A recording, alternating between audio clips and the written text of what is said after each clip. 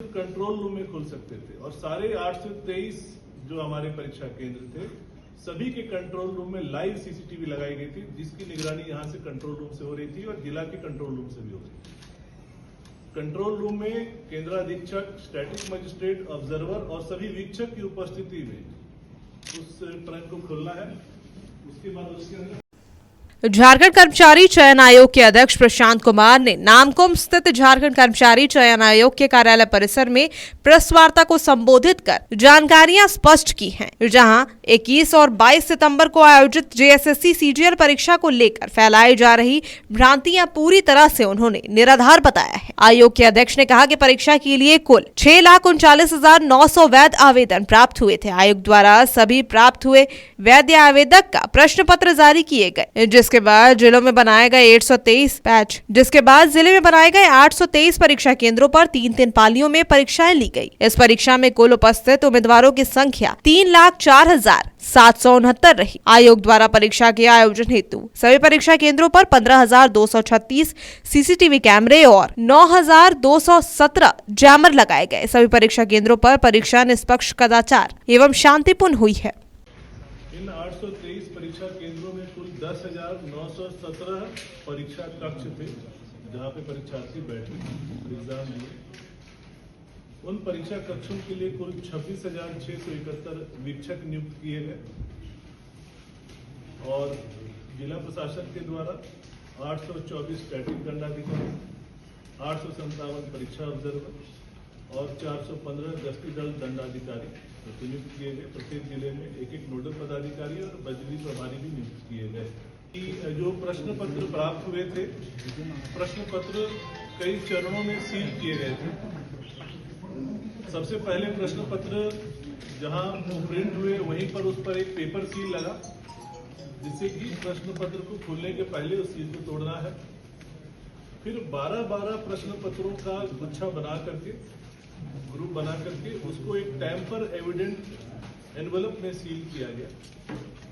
इसके पश्चात केंद्रवार, पालीवार उन सभी एनवलप्स को एक मेटल ट्रंक में रख करके डबल लॉक में सील किया गया।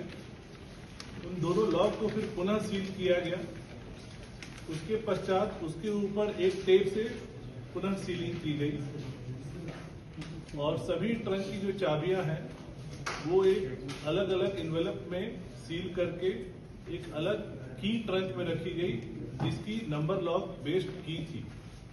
ये सभी ट्रंक जो ये प्रश्न पत्र थे, ये सभी सील्ड कंटेनर्स में प्रत्येक जिला के स्ट्रांग रूम में मंगवाए गए थे और उन सभी के ऊपर जीपीएस लॉक लगा हुआ था कि अगर वो कंटेनर कहीं भी खुलेगा तो कहाँ खुला, कब खुला, उसकी पूरी जानकारी एजेंसी को मिल जाएगी और बाद में जब भी आयोग चाहे वो उसे प्राप्त कर सकता है।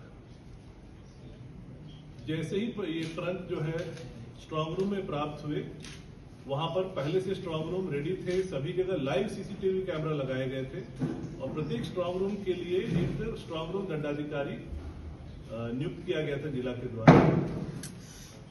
उस कंटेनर को मजिस्ट्रेट के सामने खोला गया और सारे ट्रंक्स को निकाल करके स्ट्रांग रूम में रखा गया। पूरी की वीडियोग्राफी संबंधित मजिस्ट्रेट के द्वारा की गई और उसको बारी बारी वो ईमेल करते गए एग्जाम कंट्रोलर को, आयोग।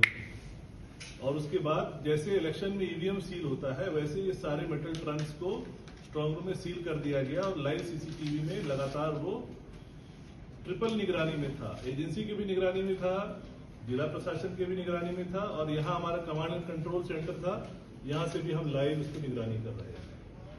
परीक्षा के दिन स्ट्रांग रूम एक नियत समय पर खोला गया, मजिस्ट्रेट के सामने, नोडल पदाधिकारी के सामने, सारे पेट्रोलिंग मजिस्ट्रेट वहां आए। इसके पश्चात सुबह में ही जो हमारा बॉक्स था जिसमें चाबियां रखी हुई थी, जिस पर नंबर लॉक लगा हुआ था, उसका कोड सुबह में 6 बजे एग्जाम कंट्रोलर के द्वारा सभी नोडल पदाधिकारी को दिया गया। तब सुबह 6 बजे वो सारे की बॉक्स खुले और वो चाबियां निकाल करके ट्रंक के साथ पेट्रोलिंग मजिस्ट्रेट को दिया गया सेंटर पे पहुंचाने के लिए। ट्रंक यहां नहीं खोलना था, ये स्पष्ट उनको निर्देश दिया गया था और चाबियां भी सील अवस्था में थी। इसके पश्चात पेट्रोलिंग मजिस्ट्रेट उस ट्रंक को सेंट्रल सुपरिटेंडेंट के यहाँ जाकर के उनको सुपुर्द किए चाबियों के सील्ड एनवेलप के साथ। वहां पर भी स्ट्रिक्ट इंस्ट्रक्शन था कि ये मेटल ट्रंक कब और कैसे खुलेंगे। ये सारे मेटल ट्रंक परीक्षा के मात्र आधा घंटा पहले खुल सकते थे।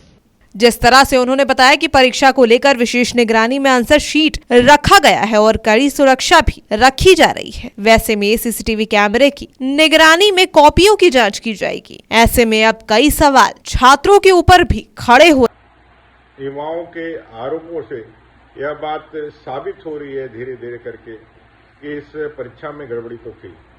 माननीय मुख्यमंत्री जी ने जितना सीना ठोक करके दावा किया था कि ये परीक्षाएं फ्री है, फेयर है, मुझे लगता है कि उन दावों में दम नहीं था। आपने आसाम का कॉपी करते हुए इंटरनेट तो बंद कराया, लेकिन नियत जो है वो नियत आपके युवाओं के लिए, झारखंडियों के लिए साफ नहीं हो पाया।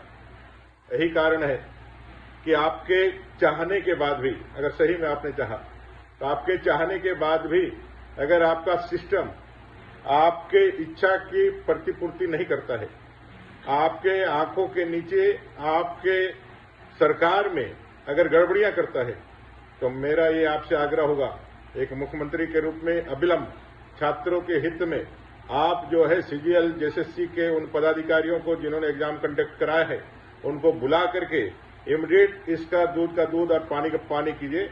रांची से तिवारी के साथ कोयलांचल लाइव डेस्क।